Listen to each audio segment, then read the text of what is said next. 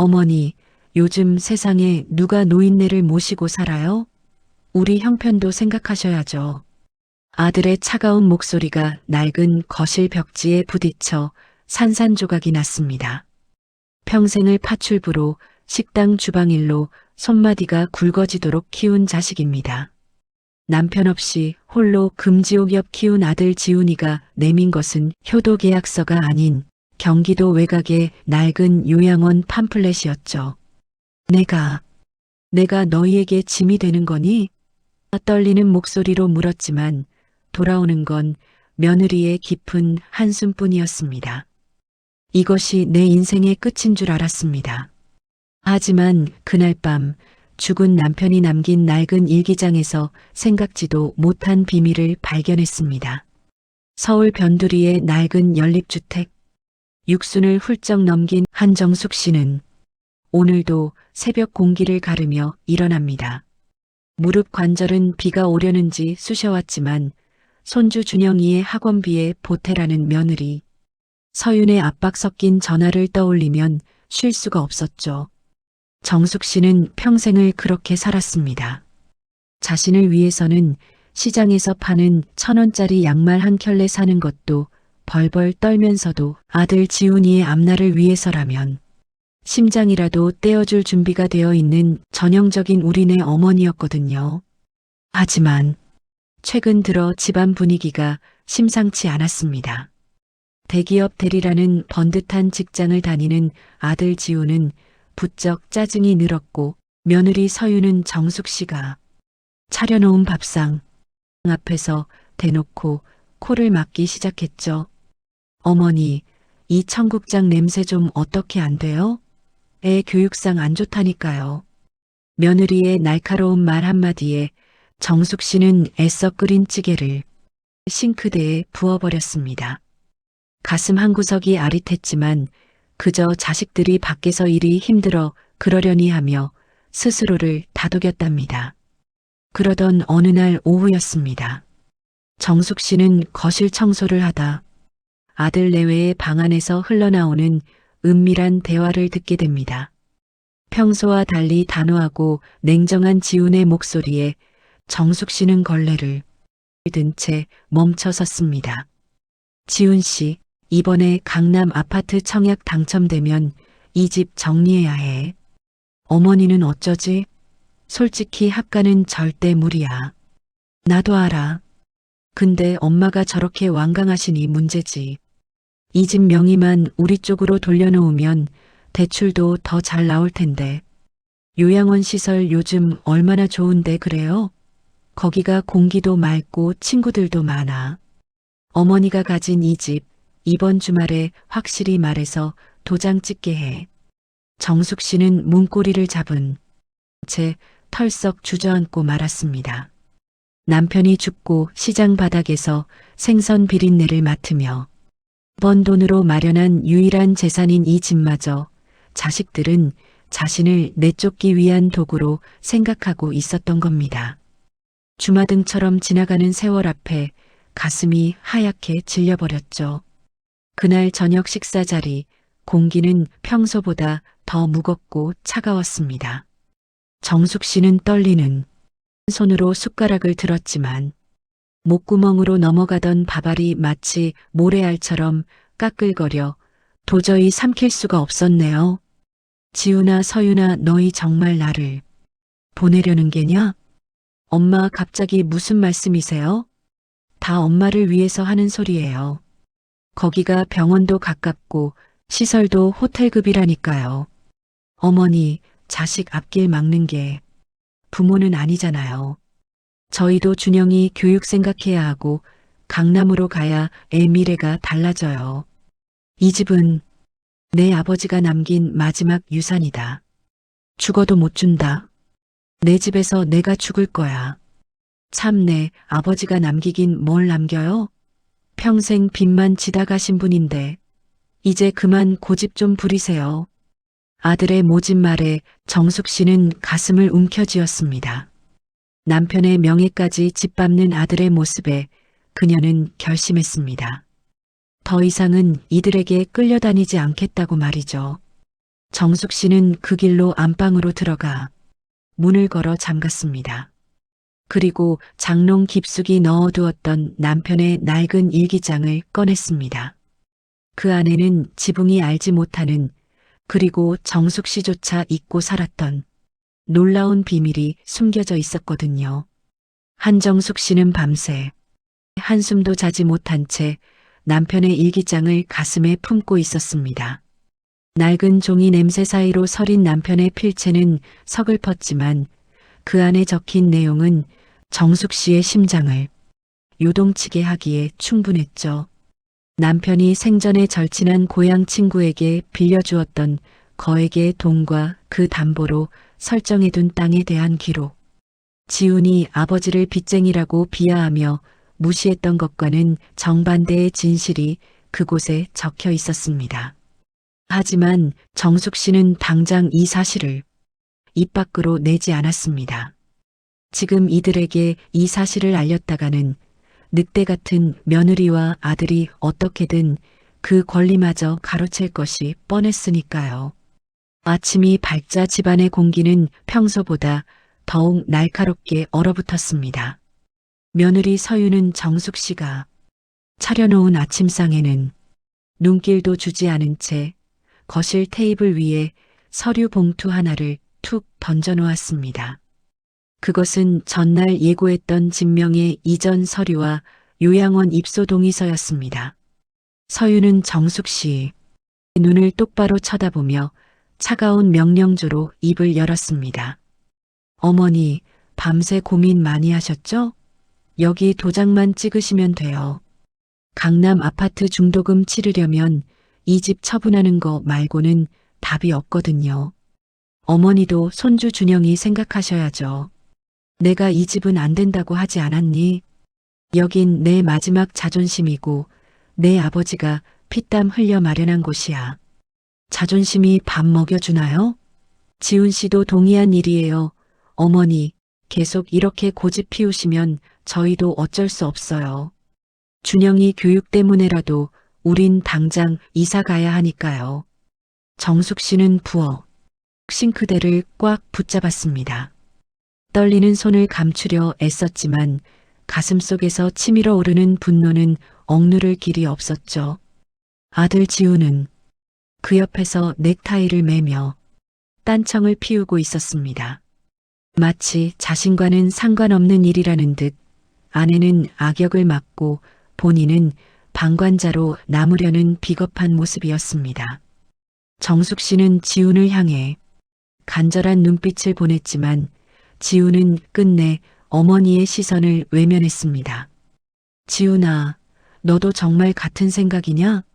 내 애미를 길바닥으로 내몰고 싶은 게야? 엄마, 길바닥이라니요. 요양원 상담 가보시면 생각이 달라지실 거라니까요. 거기가 시설도 좋고. 암튼 저는 회사 늦어서 가볼게요. 지훈은 도망치듯 집을 빠져나갔고 거실에는 정숙 씨와 서윤이 팽팽한 대립만이 남았습니다. 서윤은 정숙 씨의 거절이 길어지자 본색을 드러내기 시작했습니다. 그녀는 정숙 씨의 방으로 거침없이 걸어가 장롱을 뒤지기 시작했죠. 인감도장을 찾아내기 위해서였습니다. 정숙 씨는 깜짝 놀라 서윤을 막아섰지만 젊은 며느리의 힘을 당해낼 수는 없었습니다. 뭐 하는 짓이냐? 당장 멈춰라. 어머니가 안 주시니까 제가 직접 찾는 거 아니에요. 어차피 지훈 씨 이름으로 상속될 집인데 조금 일찍 가져가는 게 뭐가 문제라고 이러세요? 내 눈에 흙이 들어가기 전엔 절대 안 된다. 이 못된 것, 못된 거? 지금 저한테 못된 것이라고 하셨어요? 제가 누구 때문에 이 고생을 하는데요? 어머니 모시고 사는 게 얼마나 힘든 줄 아세요? 서윤은 결국 장롱 깊숙이 숨겨져 있던 작은 상자를 찾아냈습니다. 그 안에는 정숙 씨 인감도장과 통장이 들어 있었죠. 서윤의 눈에 승리감에 도취한 광기가 서렸습니다. 정숙 씨는 필사적으로 서윤의 팔을 붙잡았습니다. 실랑이가 벌어지던 중 정숙 씨는 그만 거실 바닥으로 거칠게 밀쳐지고 말았습니다. 둔탁한 소리와 함께 엉덩이와 허리에 극심한 통증이 밀려왔습니다. 하지만 서유는 쓰러진 시어머니를 보며 걱정하기는커녕 손에 쥔 도장을 챙기며 싸늘하게 쏘아붙였습니다. 어머니, 좋게 말할 때 들으셨어야죠. 이제 이 집은 저희가 알아서 처리할게요. 이번 주말까지 짐 정리하세요. 서윤이 문을 쾅 닫고 나가버린 뒤 정숙 씨는 차가운 바닥에 누워 소리 없이 오열했습니다. 자식을 위해 살아온 40년 세월이 무너져 내리는 소리가 들리는 듯 했습니다. 하지만 그 고통 속에서도 정숙 씨는 품속에 넣어두었던 남편의 일기장을 다시 한번 꽉 쥐었습니다. 무슨 일이 있어도 너 자신을 잃지 말아라고 적힌 남편의 마지막 쪽지가 그녀의 흐려지는 의식을 깨웠습니다. 그녀는 이를 악물고 몸을 일으켰습니다. 이제는 더 이상 당하고만 있을 순 없었습니다. 그녀는 떨리는 손으로 전화기를 들어 일기장에 적힌 남편 친구의 연락처를 확인하기 시작했습니다. 그것이 반격을 위한 그녀의 첫 번째 발걸음이었습니다. 집안의 공기는 이제 숨이 막힐 정도로 무거워졌습니다. 인감도장을 가로챈 며느리 서유는 승리자라도 된 듯 기세등등하게 집안을 휘저었고 아들 지우는 어머니의 눈을 피하며 퇴근 후에도 방 안에만 틀어박혔습니다. 정숙 씨는 허리의 통증보다 가슴을 후벼 파는 배신감에 몸을 떨었지만 결코 무너지지 않기로 했습니다. 남편이 남긴 일기장 속에는 지훈이 결코 알아서는 안 될 진실의 파편들이 적혀 있었기 때문입니다. 하지만 가해자들의 공격은 정숙 씨의 예상보다 훨씬 빠르고 비열했습니다. 어느 날 오후 낯선 남자 2명이 집으로 찾아왔습니다. 그들은 자신들이 사채업체에서 나왔다며 아들 지훈이 이 집을 담보로 거액의 돈을 빌렸다는 청천벽력 같은 소리를 내뱉었죠. 아들이 강남 아파트 중도금을 마련하기 위해 어머니 명의의 집을 담보로 위험한 손을 뻗었다는 사실을 알게 된 정숙 씨는 눈앞이 캄캄해졌습니다. 지훈아, 이게 대체 무슨 일이냐? 내가 어떻게 이 집을 담보로 사채를 써? 엄마, 일단 진정하세요. 이거 다 금방 갚을 수 있는 돈이에요. 강남 아파트만 분양권 전매하면 몇 배로 불어난다니까요. 어머니, 요즘 세상에 빚 없이 투자하는 사람이 어디 있어요? 다 지훈 씨랑 저랑 준영이 잘 되자고 하는 짓인데 왜 자꾸 소란을 피우세요? 서유는 오히려 적반하장으로 소리를 높였습니다. 정숙 씨는 심장이 터질 것 같은 통증을 느끼며 아들의 멱살을 잡았지만 지훈은 차갑게 어머니의 손을 뿌리쳤습니다. 그리고는 미리 준비한 듯한 서류 한 장을 더 내밀었죠. 그것은 정숙 씨를 치매 초기 환자로 진단받게 하려는 대학병원의 예약증이었습니다. 어머니를 정신적으로 온전하지 못한 사람으로 몰아 법적 후견인 권리를 행사하여 집을 완전히 처분해버리려는 속셈이었습니다. 정숙 씨는 더 이상 이 지옥 같은 집에서 버틸 수 없음을 깨달았습니다. 그녀는 지훈과 서윤이 거실에서 깔깔거리며 강남 아파트 인테리어를 논의하는 사이 몰래 안방으로 들어가 낡은 청가방 하나에 남편의 일기장과 낡은 옷 몇 벌을 챙겼습니다. 문 밖을 나서는 정숙 씨의 등 뒤로 손주 준영이의 목소리가 들렸습니다. 할머니, 어디 가요? 비 오는데. 준영아, 할머니 잠시 여행 가는 거란다. 우리 준영이는 아프지 말고 잘 지내야 해. 준영이의 맑은 눈을 보니 차마 발걸음이 떨어지지 않았지만 정숙 씨는 눈물을 머금고 현관문을 열었습니다. 밖에는 기다렸다는 듯 장대비가 쏟아지고 있었습니다. 우산도 없이 빗속으로 걸어 들어간 정숙 씨는 갈 곳 없는 자신의 처지가 처량해 길가 전신줄을 붙잡고 오열했습니다. 빗물인지 눈물인지 모를 액체가 얼굴을 타고 흘러내릴 때 누군가 정숙 씨의 머리 위로 커다란 검은 우산을 씌워주었습니다. 이보시오, 할머니. 여기서 이러고 있으면 큰일 납니다. 비가 너무 많이 와요. 우산을 든 남자는 정숙 씨가 가끔 파출부 일을 나갔던 근처 건물의 관리인 김만석 씨였습니다. 그는 평소 정숙 씨의 성실함을 눈여겨보던 사람이었죠. 만석 씨는 흙탕물에 젖은 정숙 씨를 일으켜 세우며 따뜻한 손길을 건넸습니다. 은퇴 전 법무사로 일했던 만석 씨의 날카로운 눈은 정숙 씨가 품에 꼭 껴안고 있는 낡은 일기장을 놓치지 않았습니다. 무슨 사연인지는 모르겠지만 일단 우리 사무실로 가시죠. 따뜻한 차라도 한 잔 드셔야겠습니다. 만석 씨의 배려로 작은 관리실에 몸을 녹이게 된 정숙 씨는 그곳에서 처음으로 남편의 일기장을 타인에게 보여주게 됩니다. 일기장을 찬찬히 훑어보던 만석 씨의 눈이 갑자기 커졌습니다. 그 안에는 정숙 씨도 미처 몰랐던 1980년대 강남 개발 당시 남편이 친구에게 빌려주고 담보로 잡았던 땅의 지번과 공증 서류의 행방이 적혀 있었기 때문입니다. 그 땅은 현재 수백억 원의 가치를 지닌 강남의 핵심 상업부지였습니다. 한정숙 씨, 이 일기장. 이건 단순한 기록이 아닙니다. 당신의 인생을 통째로 바꿀 수 있는 열쇠예요. 만석 씨의 확신에 찬 목소리에 정숙 씨는 고개를 들었습니다. 평생 비린내 나는 생선과 싸우고 남의 집 바닥을 닦으며 살아온 그녀에게 신이 내려준 마지막 기회일지도 모른다는 생각이 들었습니다.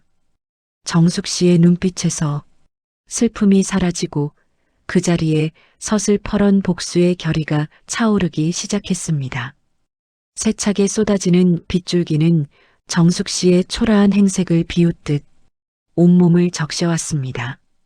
아들 지훈의 집에서 쫓겨나듯 나온 정숙 씨가 손에 쥔 것은 오직 남편의 낡은 일기장과 젖은 옷가지가 든 보따리뿐이었죠. 만석 씨의 관리실 소파에 앉아 몸을 떨던 정숙 씨는 따뜻한 차 한 잔을 받아 들고서야 겨우 정신을 차릴 수 있었습니다. 창밖으로는 여전히 천둥 번개가 치며 정숙 씨의 무너진 마음을 대변하는 듯 했습니다. 정말 감사합니다. 관리인 양반. 갈 곳 없는 노인네를 이렇게 걷어주시니. 아닙니다. 그런데 정숙 씨, 아까부터 이 일기장을 왜 그렇게 소중하게 안고 계시는 겁니까? 제가 잠시 봐도 되겠습니까? 정숙 씨는 주저하다 일기장을 건넸습니다. 만석 씨는 돋보기를 고쳐 쓰고 일기장 뒷장에 끼워진 낡은 종이들을 살피기 시작했죠. 그는 과거 법무사로 일하며 수많은 권리 관계를 다뤄본 전문가였습니다. 종이를 살피던 만석 씨의 손이 미세하게 떨리기 시작했습니다. 그 안에는 남편 박 씨가 30년 전 고향 친구에게 거액을 빌려주며 담보로 설정해둔 경기도와 강남 인근 토지의 권리증서 사본과 공증 서류가 완벽하게 보존되어 있었거든요. 만석 씨는 서류를 내려놓으며 정숙 씨를 진지하게 바라보았습니다. 정숙 씨, 당신 아들이 당신을 치매로 몰아서 이 집을 빼앗으려 한다고 했죠? 그런데 여기 적힌 이 땅들, 지금 가치가 얼마인지 아십니까? 당신 아들이 목매는 강남 아파트 수십 채를 사고도 남을 노른자의 땅입니다. 정숙 씨는 믿기지 않는다는 듯 멍하니 만석 씨를 쳐다보았습니다. 평생 생선 비린내를 맡으며 단돈 100원에 벌벌 떨며 살았던 자신에게 이런 기적 같은 일이 일어날 수 있다는 사실이 도무지 실감나지 않았죠.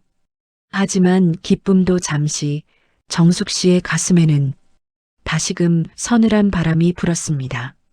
아들이 자신을 속여 인감도장을 가져가고 사채까지 써서 집을 담보로 잡혔다는 사실이 떠올랐기 때문입니다.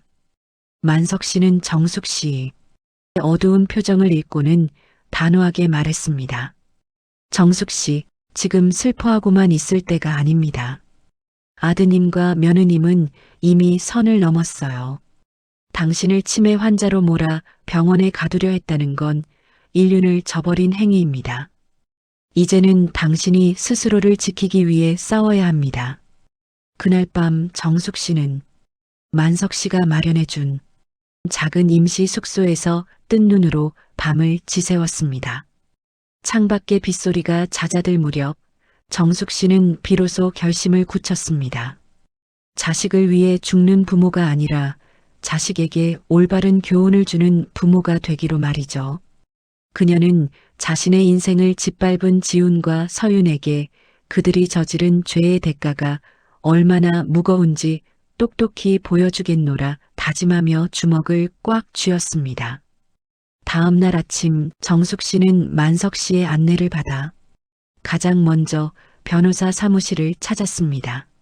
낡은 옷차림에 구부정한 허리로 들어서는 정숙 씨를 변호사 사무실 직원은 미심쩍은 눈초리로 바라보았죠. 하지만 만석 씨가 내민 서류 뭉치를 확인한 변호사의 태도는 180도 달라졌습니다. 이건 단순한 채권 서류가 아니군요. 시효가 지났을 거라 생각하시겠지만 여기 적힌 특약 사항들을 보면 충분히 소송이 가능합니다. 특히 강남 부지는 현재 재개발 보상이 진행 중인 구역이라 실소유권 확인만 되면 보상금이 어마어마할 겁니다.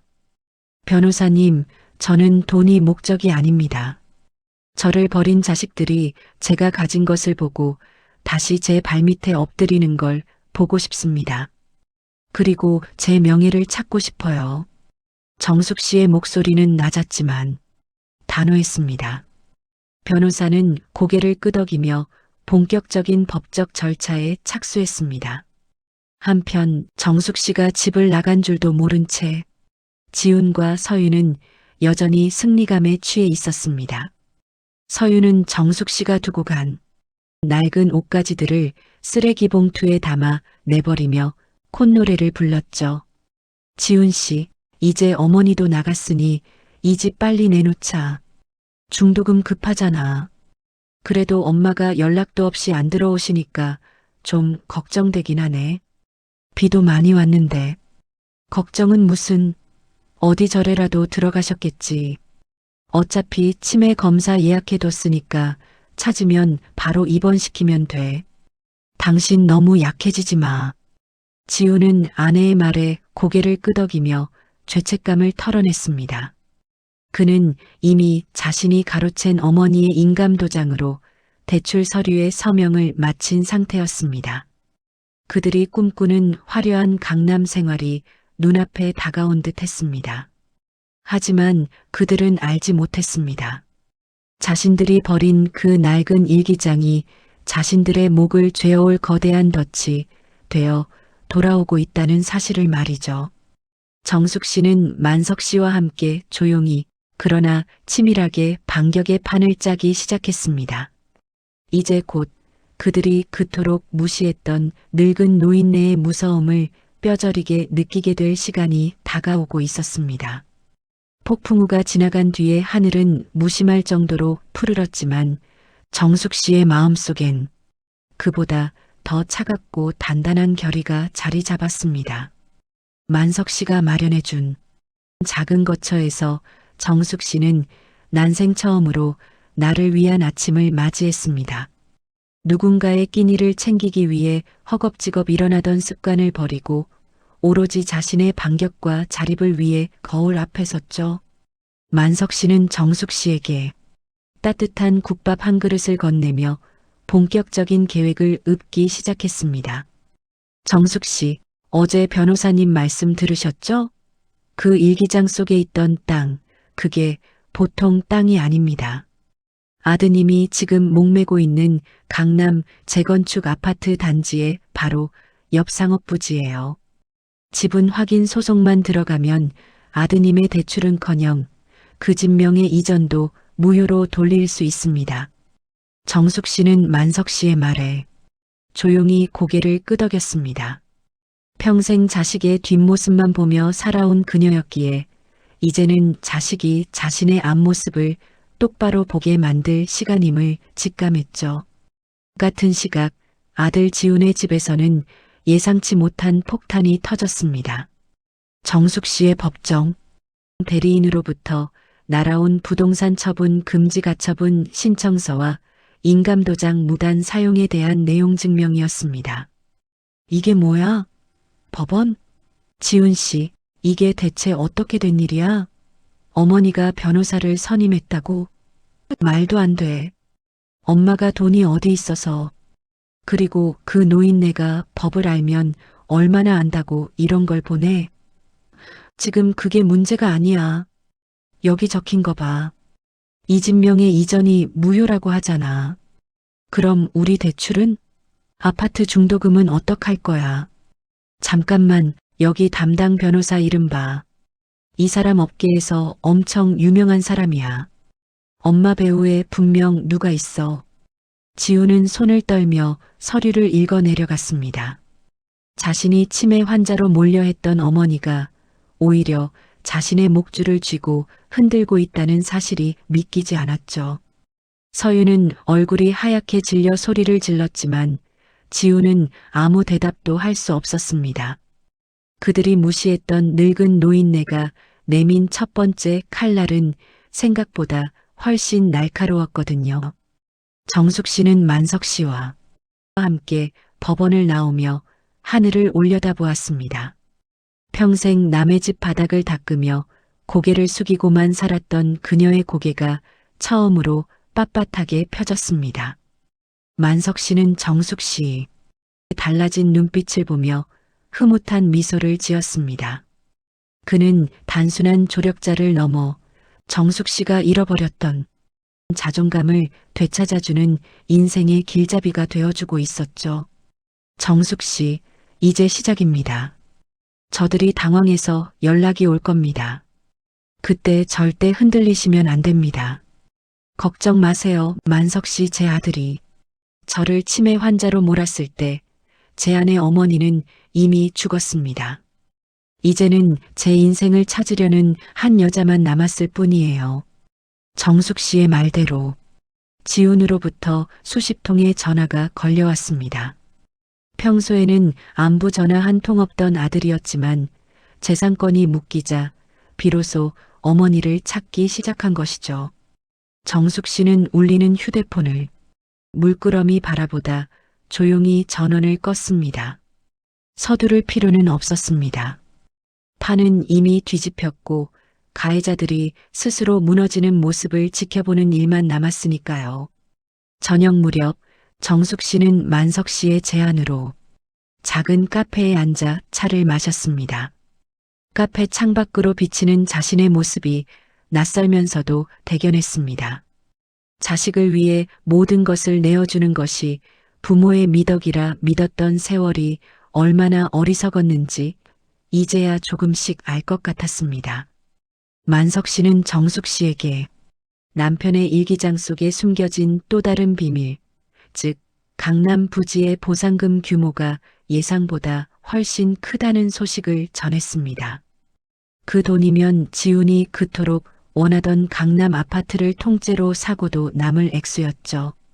정숙 씨는 찻잔을 내려놓으며 나직이 은조렸습니다.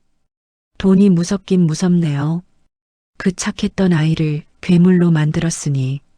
하지만 그 괴물을 잡는 것도 결국 애미의 몫이겠죠. 그녀의 눈동자에는 슬픔 대신 차가운 이성이 빛나고 있었습니다. 이제 복수의 실행 단계는 끝났습니다. 다음은 가해자들이 자신들이 판 함정에 스스로 빠지는 결정적인 순간을 만들어낼 차례였습니다. 정숙 씨는 이제 더 이상 낡은 보따리를 든 도망자가 아니었습니다.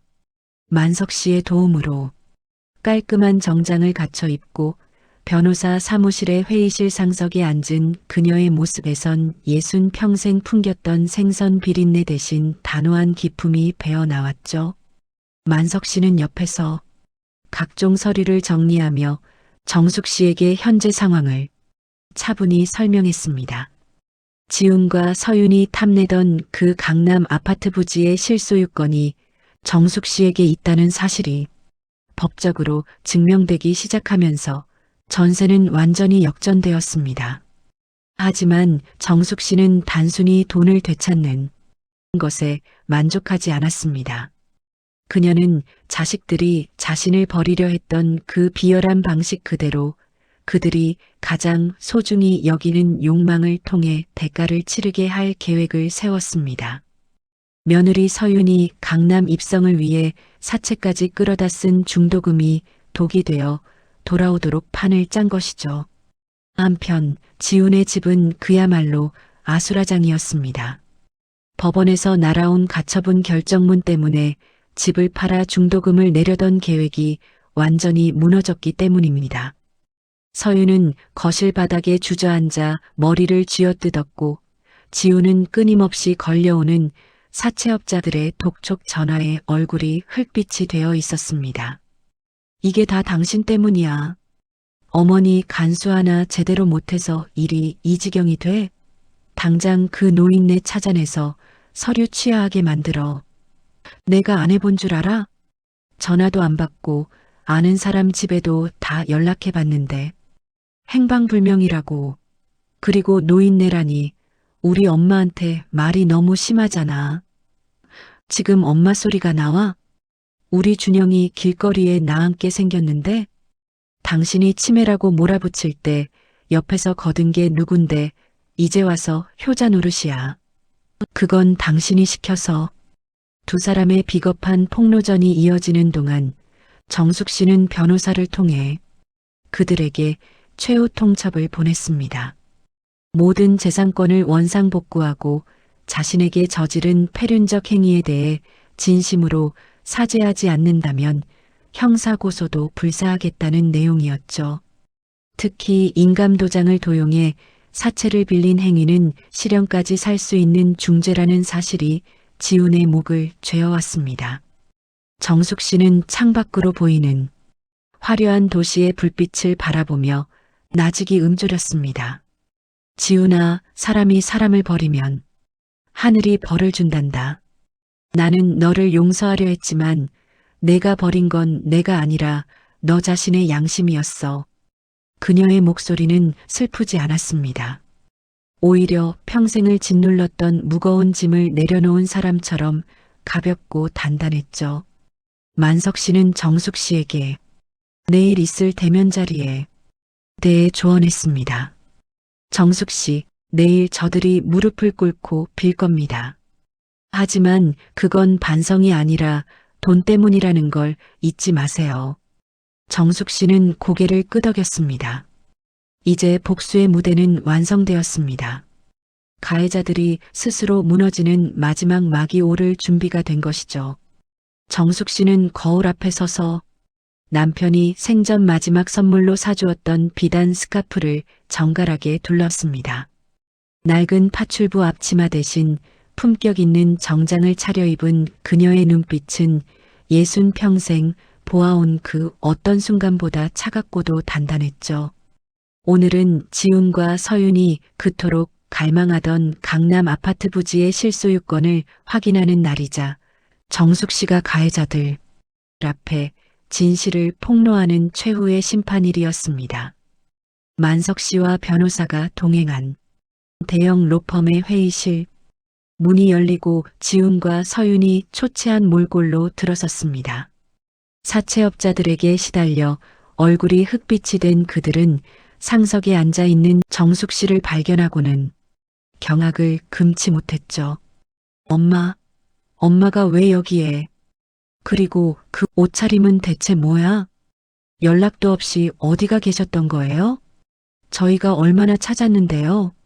서윤은 상황 파악도 못한 채 달려와 정숙 씨의 팔을 붙잡으려 했지만 정숙 씨는 싸늘하게 그 손을 뿌리쳤습니다.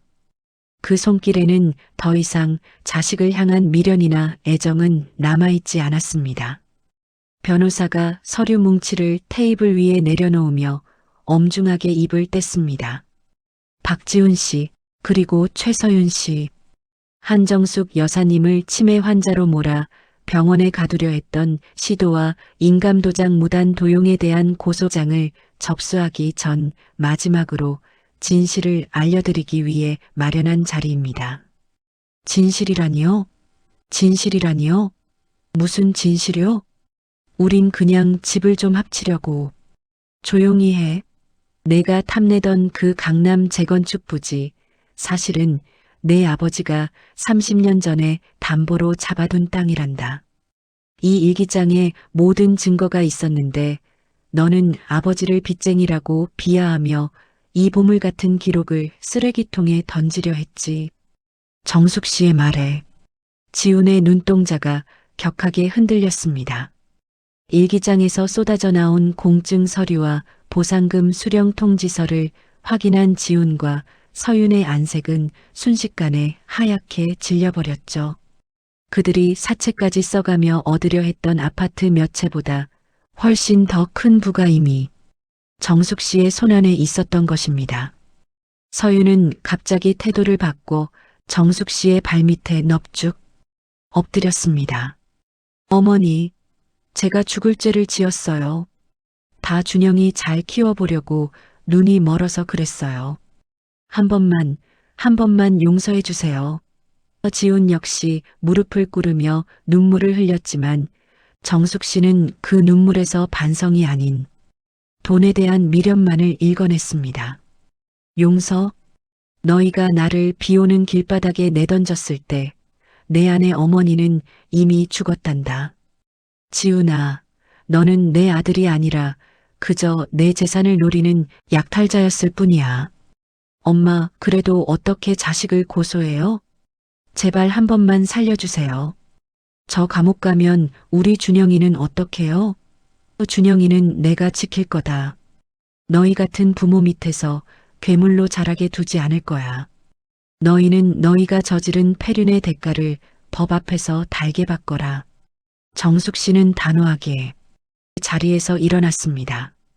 뒤에서 울부짖으며 매달리는 자식들을 뒤로 한 채 그녀는 만석 씨의 부축을 받으며 회의실을 나섰습니다. 30년 전 남편이 남긴 일기장은 정숙 씨에게 단순한 돈이 아니라 인간으로서의 존엄을 되찾아 주었습니다. 이제 판세는 완벽히 뒤집혔고 가해자들의 화려했던 욕망은 차가운 수갑이 되어 돌아올 준비를 마쳤습니다. 로펌의 무거운 문이 닫히는 소리와 함께 지훈과 서윤의 처절한 울음소리도 멀어져 갔습니다. 정숙 씨는 만석 씨의 부축을 받으며 건물 밖으로 나왔죠. 눈부시게 쏟아지는 오후의 햇살이 마치 그녀의 새로운 시작을 축복하는 듯 했습니다. 평생 남의 집 바닥을 닦으며 고개를 숙이고 살았던 정숙 씨는 이제야 비로소 허리를 꼿꼿이 펴고 세상을 바라보았습니다. 며칠 뒤 지훈과 서윤은 인감도장 무단 도용 및 사문서 위조, 그리고 존속 유기 및 학대 혐의로 검찰 조사를 받게 되었습니다. 사채업자들에게 넘어갔던 정숙 씨의 집은 법원의 가처분 결정으로 안전하게 되찾았고 지훈이 무단으로 받은 대출은 무효가 되었습니다. 욕망에 눈이 멀어 어머니를 버렸던 자식들은 결국 그들이 그토록 원하던 강남 아파트는커녕 자신들의 이름으로 된 방 한 칸도 남지 않은 채 차가운 법의 심판을 기다리는 처지가 되었습니다. 정숙 씨는 되찾은 집을 정리했습니다. 자식들과의 아픈 기억이 서린 가구들을 버리고 남편의 일기장과 손주 준영이의 사진만을 챙겼죠. 그리고 만석 씨와 변호사의 도움을 받아 평생을 모으고 되찾은 재산을 사회에 환원하기 위한 재단을 설립했습니다. 재단의 이름은 한정숙과 박순철의 희망재단이었습니다. 자신처럼 자식에게 헌신하다 버림받은 노인들의 법적 자립과 주거를 돕는 곳이었죠. 만석 씨, 평생 돈만 보고 살 때는 몰랐는데 이렇게 나누고 나니 마음이 참 가볍네요. 정숙 씨가 정말 대단한 결정을 하신 겁니다. 이제야 비로소 정숙 씨만의 인생이 시작된 거예요. 고마워요. 만석 씨가 아니었다면 저는 여전히 빗속을 헤매고 있었을 거예요. 정숙 씨는 만석 씨와 함께 작은 배낭 하나를 메고 공항으로 향했습니다. 평생 자식 뒷바라지하느라 비행기 한 번 타보지 못했던 그녀에게 만석 씨가 제안한 은퇴 축하 여행이었죠. 비행기 창밖으로 보이는 구름 위 세상은 정숙 씨가 살아온 고단한 땅과는 달리 평온하고 아름다웠습니다. 한편 구치소 면회실에서 지우는 정숙 씨가 보낸 편지 한 통을 받았습니다. 편지에는 돈도 원망도 담겨 있지 않았습니다. 오직 자신을 사랑하는 법을 먼저 배우거라라는 짤막한 문장뿐이었죠. 지우는 그제야 자신이 잃어버린 것이 집이나 돈이 아니라 세상에서 유일하게 자신을 조건 없이 사랑해 주었던 어머니였다는 사실을 깨닫고 벽에 머리를 부딪히며 통곡했습니다. 정숙 씨는 이제 더 이상 누군가의 애미로만 불리지 않습니다. 그녀는 자신의 이름을 되찾았고 남은 생을 오롯이 자신을 위해 쓰기로 했습니다. 그녀의 얼굴에는 파출부 일을 하며 생겼던 깊은 주름 대신 우아하고 평온한 미소가 자리를 잡았습니다. 진정한 역전이란 상대의 몰락이 아니라 내가 나로서 행복해지는 것임을 정숙 씨는 온몸으로 보여주며 새로운 길을 걸어갔습니다. 여러분, 오늘 한정숙 씨의 긴 여정을 함께 해주셔서 감사합니다. 평생을 자식 하나만을 위해 헌신했던 어머니가 가장 믿었던 자식에게 배신당하고 다시 스스로의 힘으로 일어나는 과정을 보며 여러분은 어떤 마음이 드셨나요? 대본을 정리하는 저 또한 정숙 씨가 비바람 속에서 오열할 때는 가슴이 미어졌고 마지막에 당당하게 자신의 삶을 선택할 때는 가슴 뭉클한 감동을 느꼈습니다. 우리 시대의 많은 부모님들은 정숙 씨처럼 사셨습니다. 자신의 입에 들어가는 것보다 자식 입에 들어가는 것을 더 배불러 하셨고 자신의 옷 한 벌 사는 것보다 자식의 학원비 한 푼을 더 소중히 여기셨죠. 하지만 오늘 이야기는 우리에게 아주 중요한 교훈을 남겨줍니다. 부모의 헌신이 아름다운 가치가 되기 위해서는 그 사랑을 받는 자식의 양심과 부모 스스로를 지킬 수 있는 최소한의 자존감이 전제되어야 한다는 사실입니다. 누구나 살아가며 다양한 선택의 기로에 섭니다. 때로는 정숙 씨처럼 가장 가까운 사람에게 상처받고 벼랑 끝에 서는 순간이 올지도 모릅니다. 하지만 기억하세요. 인생의 막은 언제든 다시 올릴 수 있습니다. 나이가 들었다고 해서 힘이 없다고 해서 삶의 주도권을 포기하지 마세요. 오늘 정숙 씨가 남편의 낡은 일기장에서 희망을 발견했듯 여러분의 삶 속에도 아직 발견되지 않은 보석 같은 가능성이 분명히 숨어 있을 것입니다.